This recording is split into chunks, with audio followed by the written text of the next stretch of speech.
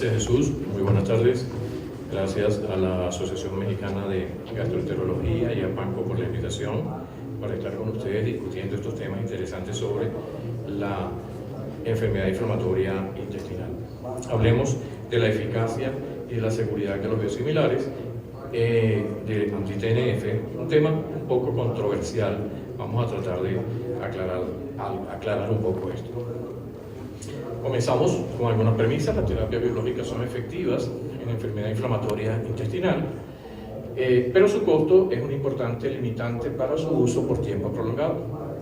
Como las patentes de algunos biológicos han comenzado a expirar, el mercado está produciendo copias de los originales conocidos como biosimilares, los cuales reducen el costo en salud e incrementa el acceso a más pacientes que requieren la medicación.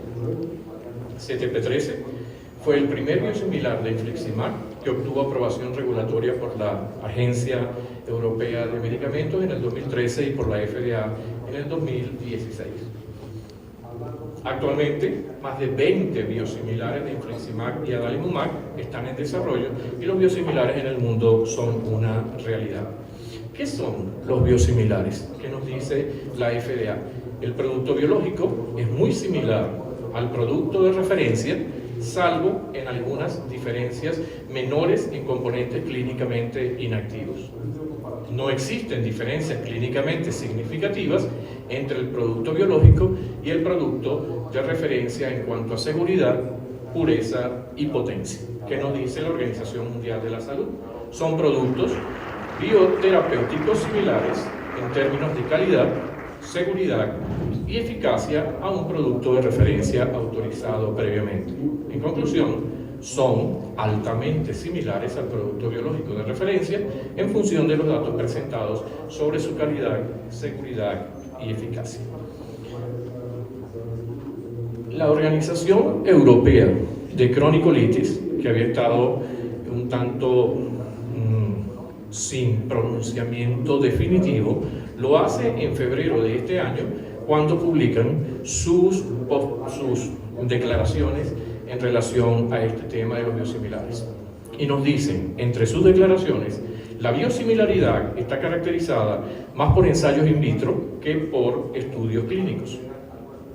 Estudios clínicos de equivalencia en la mayoría de las indicaciones pueden proporcionar la base para la extrapolación. Entonces, datos para el uso de los biosimilares en enfermedad inflamatoria intestinal pueden ser extrapolados de otras indicaciones.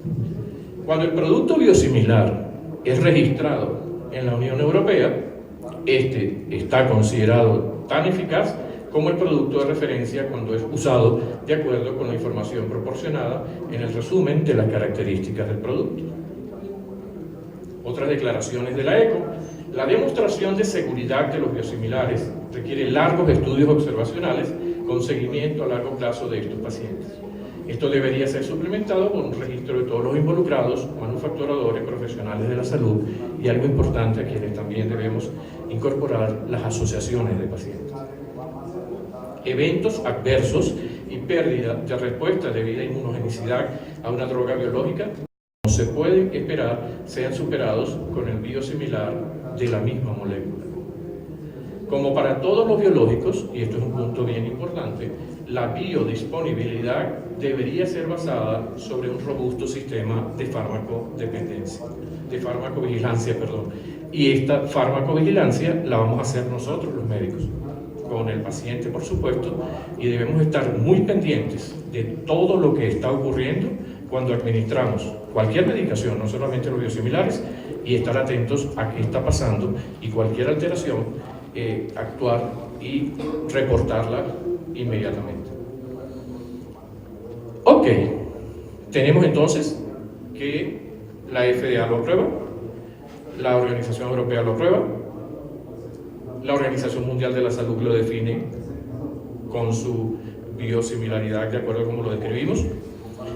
La ECO ya tiene su declaración al respecto, pero sigue la duda, sigue la incertidumbre. Yo en Venezuela lo he vivido con mis compañeros en el grupo venezolano de enfermedad inflamatoria intestinal y bueno, me puse a revisar en internet y me conseguí lo que entre tantas cosas nos dejó este señor y leí esto interesante: nunca tenga certeza de nada porque la sabiduría comienza con la duda. Y yo creo que aquí, en este caso, se cumple esta afirmación. Entonces, ¿qué pudiera estar pasando? ¿Resistencia al cambio? Sí, siempre cuando nos enfrentamos con una situación nueva hay un poco o mucho de resistencia al cambio, pero yo creo que más que resistencia al cambio pudiera ser ese tiempo que estábamos esperando para que se comenzaran a publicar esos trabajos que nos iban a dar la confianza sobre el uso de estos biosimilares. Y casualmente, en el 2015 sale este artículo de revisión, se publica sobre los aspectos farmacológicos de los anti-TNF biosimilares en enfermedad inflamatoria intestinal. Una búsqueda bibliográfica realizada en PubMed, más abstract de los congresos de la ECO y de la DDW en el 2015, fueron también incorporados para identificar los datos clínicos disponibles en relación a la eficacia y la seguridad de los biosimilares. ¿Qué concluyeron los autores? Muy probablemente los biosimilares, esto fue en el 2015, muy probablemente los biosimilares serán ampliamente usados para el tratamiento de la enfermedad inflamatoria intestinal debido a sus menores costos y eficacia comparable. Sin embargo, robustos estudios postmercadeo y farmacovigilancia son requeridos en los próximos años. Algunos de esos estudios que ellos revisaron están aquí representados en diferentes países: Hungría, Noruega, Corea, Holanda, Polonia. Fíjense que realmente hay cifras de respuesta clínica y de remisión clínica bastante, aun cuando el volumen de los pacientes no era un volumen alto en la mayoría de ellos, sí, definitivamente hablan de buenos porcentajes de respuesta, por lo que, tomando estos resultados en conjunto, la Sociedad Británica de Gastroenterología concluyó que había suficiente evidencia de estudios observacionales para mostrar que la seguridad y eficacia del CTP-13 son comparables al producto Infliximab original.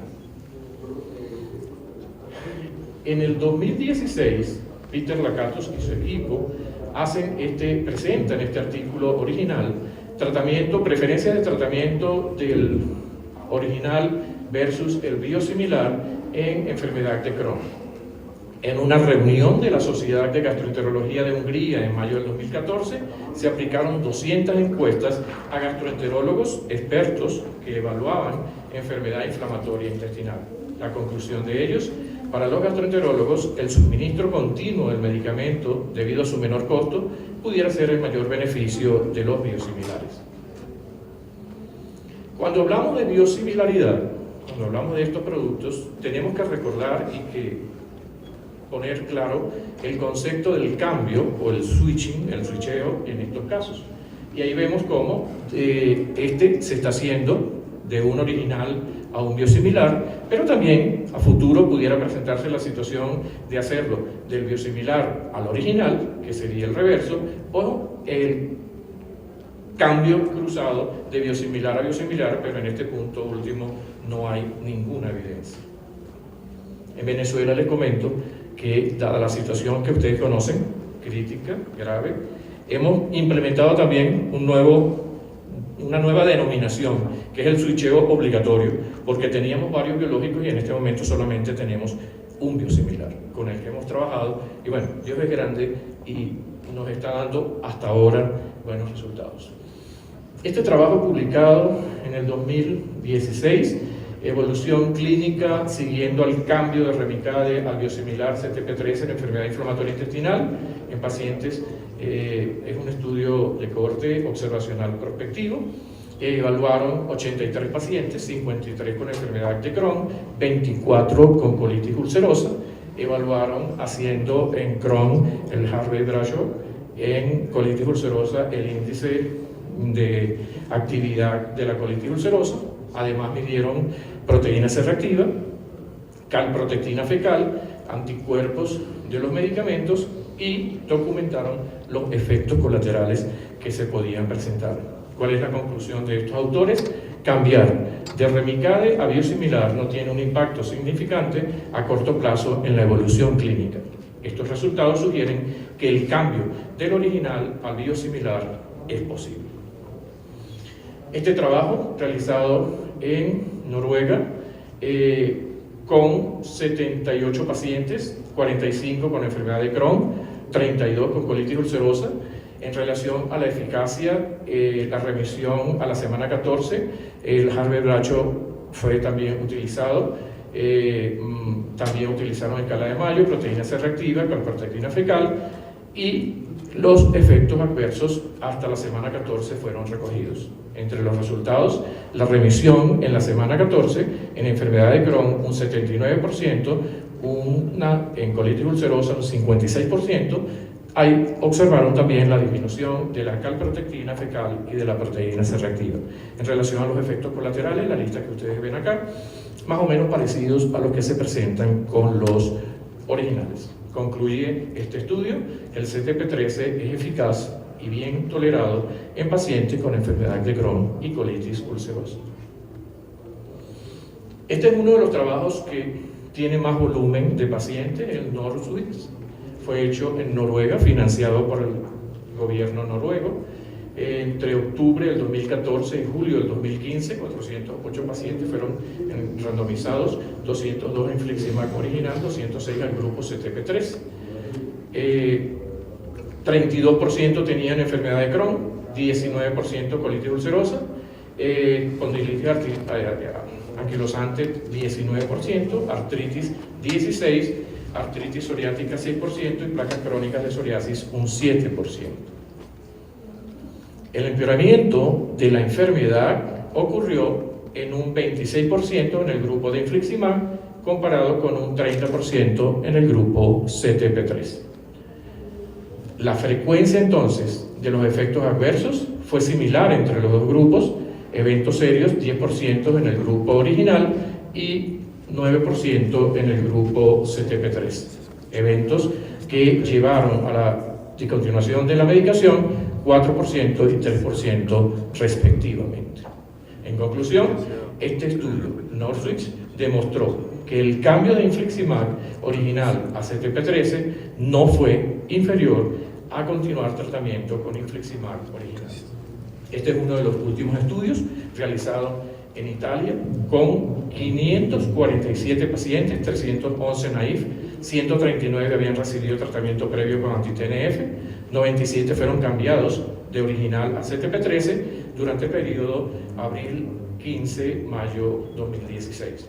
Conclusión de este estudio italiano nos dice: nosotros hemos demostrado en el tiempo evaluado que la seguridad y la eficiencia de CTP-13 biosimilar está en línea con la literatura reportada sobre el infliximab. Es importante involucrar a los pacientes. Nosotros en Venezuela hacemos un club de pacientes con enfermedad inflamatoria intestinal para educarlos, para que aprendan a vivir con su enfermedad, para que sepan todo lo que implica las terapias, las cosas buenas de las terapias, las cosas, efectos colaterales que tienen, y que el paciente se involucre directamente. Es como que el empoderamiento del paciente, y ese empoderamiento no es más que educación de ellos para que sepan exactamente todo lo que hay alrededor de su enfermedad. Este interesante trabajo que hicieron en el 2016, perspectivas de los pacientes sobre los biosimilares, un survey de la Federación Europea de Asociaciones de Cronicolitis. El método fue online, con 14 preguntas para los pacientes en el periodo 2014-noviembre de 2015. Tenemos entonces como conclusión que muchos pacientes no estaban familiarizados con los biosimilares, y los que lo estaban tenían muchas dudas y preguntas sobre su seguridad y eficacia.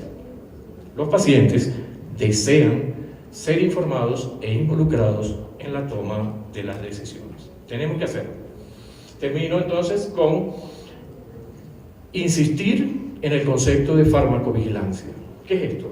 Es la ciencia y actividad relacionada con la detección, evaluación, comprensión y prevención de los efectos adversos o de cualquier otro problema relacionado con la medicación. Los objetivos de un sistema de farmacovigilancia están ahí expresados. Evaluar continuamente la relación costo-beneficio de cada medicamento, minimizar los riesgos asociados a su uso y entender los potenciales riesgos de un medicamento para evitar daños a pacientes. Repito, esta farmacovigilancia debemos hacerla nosotros. La enfermera tiene un lugar bien importante en el desarrollo de esta farmacovigilancia. Hace un mes, cuando con motivo de la celebración en nuestro país del 8º Congreso Venezolano de Enfermedad Inflamatoria Intestinal, en vista de la situación que, como les comentaba al principio, vivo con los colegas porque todavía hay mucha incertidumbre al respecto, consulté con unos expertos esta pregunta que ustedes ven acá. Las respuestas son las siguientes.